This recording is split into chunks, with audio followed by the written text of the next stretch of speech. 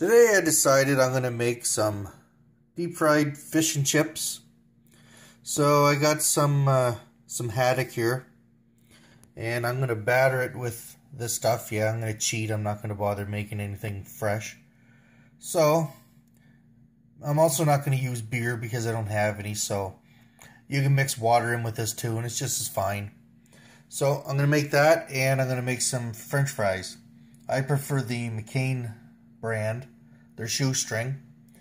And I'm going to cook those in my handy dandy deep fryer. So once it gets up to temperature, up to 375, then we'll drop the fries in that. But I'm going to have to get a pan to fry the fish because I don't want to get the batter and all that crap getting my deep fryer dirty. So on to the next piece. So in a bowl you put 1 cup of this mix and 2/3 a cup of cold water or beer. You take your fish. It's best to get fresh fish. I mean, if you freeze it, you got to thaw it out properly so it doesn't get full of water.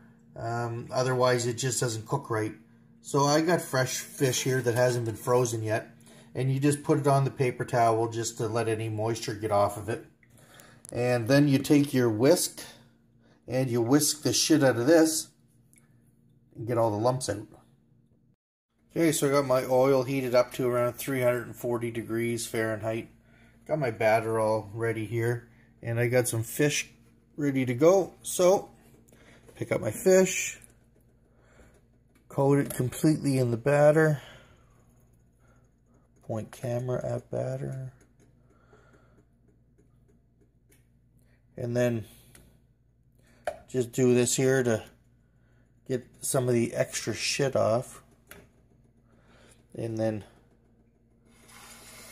drop it in the oil. Now we're going to do a couple pieces at a time. The good thing about using the fresh fish too rather than the frozen stuff is after you thaw it out, the fish tends to break, I find. It doesn't hold up as well.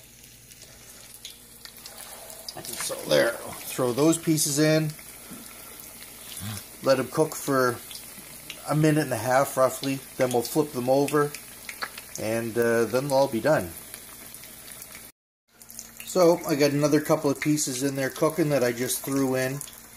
But if you're cooking it and you're kind of worried that you don't know if you're cooking it enough, or you don't want to overcook it, always use a thermometer.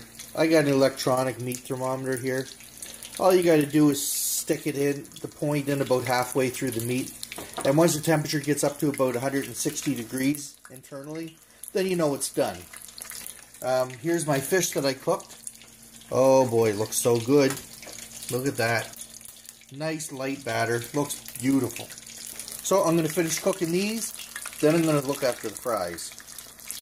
So we dump our fries in the basket. And yeah, I'm fat and I'm a pig. So I got a lot of fries in there. So what we do, got her heated up to 375. Dump those in. Put the cover on it. And then we'll set the timer for 4 minutes. They'll be cooked perfect, and then all you have to do is salt them, and they actually taste just like the McDonald's fries. So if you like McDonald's fries, this is the way to do it. Back over here, we already flipped our fish. Just move it around a little bit, make sure it doesn't stick to the bottom of the pan.